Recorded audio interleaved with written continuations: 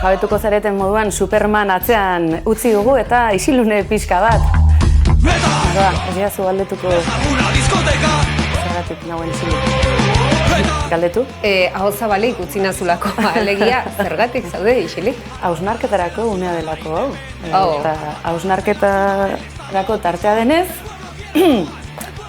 bai? Nola zen, gaizki ingo dut berriz, bai, Nik pentsatin berdete. Hau egiazkoa izateko eta honetan lanean ari garen hon bizi baldintzak ere duinak izan alizateko bat. Hausnartzen segituko dugu eta horixe, gure ekarpena, isilik segituko dugu. Ezaztu, hausnarrerako tartea ere behar dela, errespetatu beharra dagoela, bukatu da.